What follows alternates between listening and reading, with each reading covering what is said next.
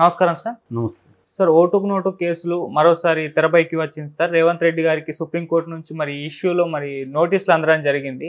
So ఎందుకు ఈ నోటీసులు ఇప్పుడు ఇచ్చారు, మరి దీని వెనుక కేసీఆర్ గారు ఉన్నారని చెప్పేసి కొన్ని న్యూస్లు రావడం చూస్తున్నాం. మరి దీనివల్ల సీఎం గారి పదవికి ఏమన్నా ఎఫెక్ట్ పడే అవకాశం ఉందా సార్? గతంలో చూసుకుంటే మనకి ఆళ్ల రామకృష్ణారెడ్డిది వీళ్ళ మీద కేసు వేశాడు. చంద్రబాబును కూడా ఛార్జ్షీట్లో యాడ్ చేయాలనేది ఆయన డిమాండ్ చేశాడు.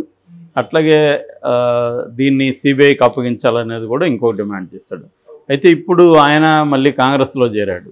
సో ఈయన కాంగ్రెస్ మంత్రి కాబట్టి దాన్ని ఆయన ఏమన్నా విత్డ్రా చేసుకుంటాడా ఆళ్ల రామకృష్ణారెడ్డి అనేది చూడాలి. ఎందుకంటే కాంగ్రెస్ సీఎం మీద ఆయన ప్రొసీడ్ అయ్యే పరిస్థితి లేదు. ఒకవేళ విత్డ్రా చేసుకోకపోయినా దాన్ని వాళ్ళ లాయర్ల ద్వారా లేట్ చేయిస్తూ ఉంటారు. అలాగా అది ఏమి ముందుకు వెళ్ళకపోవచ్చు.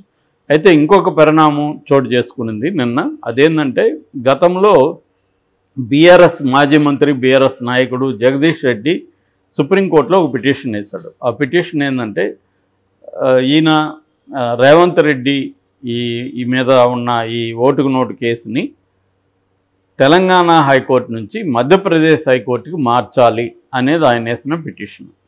ఆయన చెప్పిన రీజన్స్ ఏంటంటే ఇక్కడ రేవంత్ రెడ్డి సీఎం అయ్యాడు, హోం శాఖ కూడా ఆయన దగ్గర పెట్టుకున్నాడు కాబట్టి ఆయన ఇన్ఫ్లుయెన్స్ చేసే అవకాశం ఉంది. సో ఆయన స్పీడీ ట్రయల్కి కూడా ట్రై చేస్తున్నారు వాళ్ళు. సో ఈ కేసుని త్వరగా ఆయన అధికారంలో ఉన్నప్పుడే ముగిచ్చేసుకొని కొట్టించుకోవాలనే ప్లాన్లో ఉన్నాడు. కాబట్టి ఇక్కడ ఫెయిర్గా జరిగే అవకాశం లేదు. ఎందుకంటే ఇక్కడ మొత్తం ఏసీబీ దగ్గర నుంచి అన్ని డిపార్ట్మెంట్స్ వాళ్ళ కంట్రోల్లో ఉంటాయి. హోమ్ కంట్రోల్ ఆయన దగ్గరే పెట్టుకున్నాడు. అందుకనే మిగతా మినిస్టర్లు వేరే వాళ్ళకి ఇచ్చినా హోమ్ మాత్రం తన దగ్గరే పెట్టుకున్నాడు. దానికి కారణం తన మీద మొత్తం 86 కేసుల పైన ఉన్నాయి, వాటన్నిటినీ కొట్టేయించుకోవడం కోసమే హోమ్ తన దగ్గర పెట్టుకున్నాడు అన్న వాదన వినిపించాడు. దాంతోపాటు గతంలో రేవంత్ రెడ్డి అనేక స్టేట్మెంట్లు ఇచ్చాడు. నేను అధికారంలోకి వస్తే ఏ ఆఫీసర్ని ఎలాగా ఒక్కొక్కరి సంగతి చూస్తానని చెప్పే క్రమంలో అతను దాదాపు 100 మంది పోలీసులు లిస్ట్ ఇచ్చి నేను అధికారంలోకి వచ్చినాక ఈ 100 మందిని ఎండలో న్యూడ్గా నిలబెడతానని చెప్పాడు. సో అది కూడా సుప్రీంకోర్టు సబ్మిట్ చేసింది. అప్పుడు సుప్రీంకోర్టు కామెంట్ చేసింది, అలాగా ఇన్ఫ్లుయెన్స్ చేస్తే మేము చూస్తూ ఊరుకోము, మేము ఇంటర్వ్యూన్ అవుతాము అని చేసింది. అయితే వీటి వాదనలతో సుప్రీంకోర్టు ప్రైమా ఫేసి అంటే ప్రాథమికంగా కన్విన్స్ అయినట్టే కనబడుతుంది. ఎందుకంటే దాన్ని కొట్టేయకుండా ప్రతివాదులకు నోటీసులు ఇచ్చింది. అంటే రేవంత్ రెడ్డికి వ్యక్తిగతంగా ఇచ్చింది, సీఎం హోదాలో కూడా ఇచ్చింది, గవర్నమెంట్ తరఫున కూడా.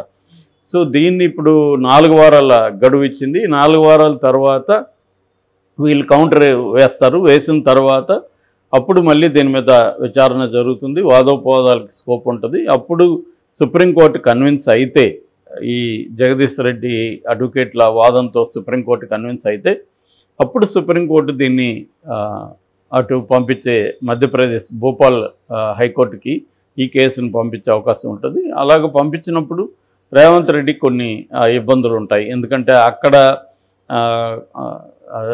మధ్యప్రదేశ్ హైకోర్టు కాబట్టి అక్కడ ఉన్నది బీజేపీ గవర్నమెంట్ కాబట్టి రేవంత్ రెడ్డిని ఇబ్బంది పెట్టే అవకాశాలు ఉన్నాయి.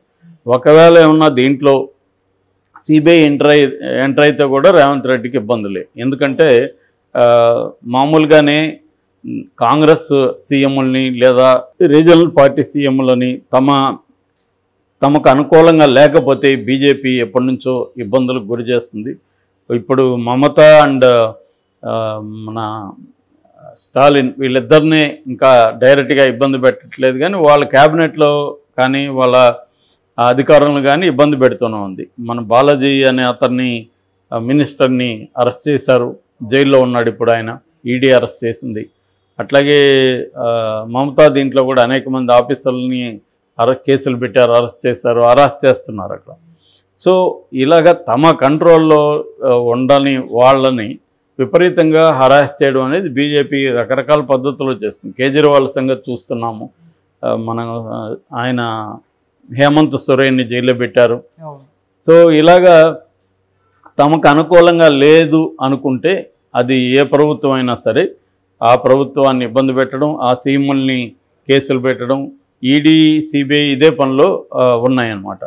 ఏదో ఒక కుంభకోణాన్ని అంటగట్టడం, ఆ కుంభకోణాన్ని వీళ్ళే చేశారని చెప్పడం, దాన్ని త్వరగా కూడా ముందుకు తీసుకెళ్లకుండా హరాస్ చేస్తూ ఉండడం అనేది జరుగుతుందన్నమాట. అంటే కాళ్ళ బేరానికి తెప్పించుకోవడానికి బీజేపీ పనిచేస్తుంది.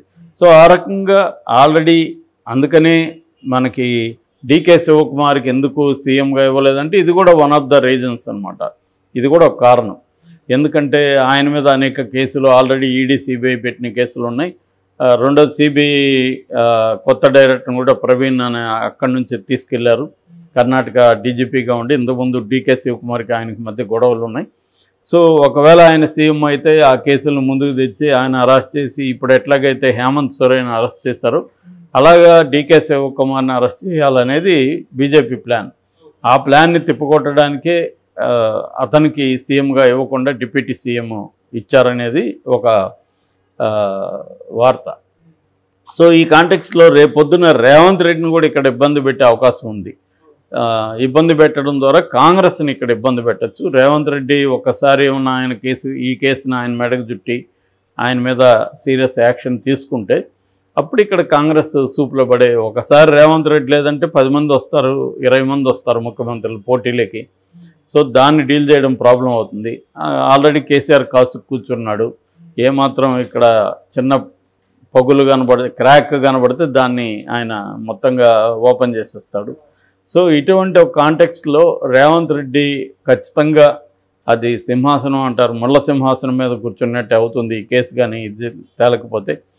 మరి ఇట్లా కోర్టులు వేరే దానికి మారుస్తాయంటే మార్చే అవకాశాలు ఉన్నాయి. గతంలో ఈనాడు తరపున రామోజీరావు గారు సాక్షి విషయంలో ఇదే అడిగాడు సుప్రీంకోర్టుని, మాకు ఆంధ్రప్రదేశ్ హైకోర్టు మీద నమ్మకం లేదు, మీరు మార్చండి అన్నప్పుడు దాన్ని ఢిల్లీకి మార్చారు ఆ కేసుని.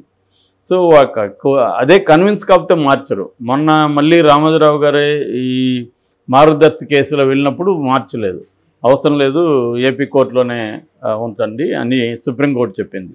అంటే అది కేసును బట్టి ఉంటుంది. కేసును బట్టి కేసుకు సంబంధించిన ఫ్యాక్ట్స్ ఎట్లా ఉన్నాయి, దాంట్లో వీళ్ళ ఆర్గ్యుమెంట్స్ లాజికల్గా ఉన్నాయా లేదా అనేది సుప్రీంకోర్టు చూసి కన్విన్స్ అయినప్పుడు సుప్రీంకోర్టు మార్చకపోవచ్చు.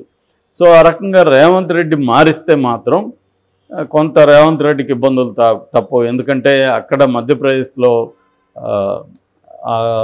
బీజేపీ గవర్నమెంట్ ఉంది కాబట్టి బీజేపీ గవర్నమెంట్ కానీ అనుకుంటే రేవంత్ రెడ్డిని ఇబ్బందుల్లో పాలు చేసే అవకాశం ఉంది. ఎందుకంటే దాంట్లో ఈడీ అండ్ సిబిఐ కూడా ఎంటర్ అయినాయనుకో అప్పుడు మనీ లాండరింగ్, ఎందుకంటే వీడియోలంతా అప్పుడు బయట వచ్చాయి. రేవంత్ రెడ్డి దాన్ని డీల్ చేశాడు స్టీఫెన్సన్తో, మా బాసు మిమ్మల్ని అన్నీ చూసుకుంటాడని డబ్బులంతా లెక్క కట్టిస్తున్నాడు. సో ఇప్పుడు ఐటీ కూడా దాంట్లోకి వస్తుంది. ఆ డబ్బులు రేవంత్ రెడ్డికి ఎక్కడవి, ఇవన్నీ మళ్ళీ రంగంలోకి వస్తారు. అంటే ఏంటంటే బీజేపీ చేసేది తమకు ఇబ్బంది లేదు, తమకేమన్నా ఉపయోగపడతాడు అనుకున్నప్పుడు రేవంత్ రెడ్డిని ప్రోత్సహిస్తారు. ఎందుకు కేసీఆర్ని ఏమన్నా తొక్కేయాలని బీజేపీకి కానీ ప్లాన్ ఉంటే రేవంత్ రెడ్డిని ఆ మేరకు వాళ్ళు ఉంచుతారు. ఎందుకంటే రేవంత్ రెడ్డి కూడా కోఆపరేట్ చేసి కేసీఆర్ని ముందు తొక్కేస్తే అప్పుడు బీజేపీ వర్సెస్ కాంగ్రెస్ అనే ఉంటుంది. ఆ తర్వాత కాంగ్రెస్ సంగతి చూడొచ్చు అనేది బీజేపీకి ఉండే స్ట్రాటజీ. సో అది కానీ ప్రయారిటీలోకి వస్తే అప్పుడు రేవంత్ రెడ్డికి ఇబ్బంది ఉండదు. అది లేకపోతే మాత్రం రేవంత్ రెడ్డికి ఇబ్బంది. అంటే కేసీఆర్ బీజేపీ కలిసి రేవంత్ రెడ్డిని ఇబ్బంది పెడతాయా, బీజేపీ రేవంత్ రెడ్డి కలిసి కేసీఆర్ని ఇబ్బంది పెడతాయా అన్న స్ట్రాటజీ, ఈ రెండిట్లో ఏ స్ట్రాటజీ ముందుకు వస్తుందనే దాన్ని బట్టి ఈ కేసు కూడా తేలే అవకాశం ఉంది. ఏదేమైనా రేవంత్ రెడ్డి జాగ్రత్తగా ఉండాల్సిన అవసరం ఉంది. ఈ కేసు ఏమాత్రం ఇదైనా ఆయనకి చుట్టుకునే అవకాశం అయితే కనిపిస్తాం.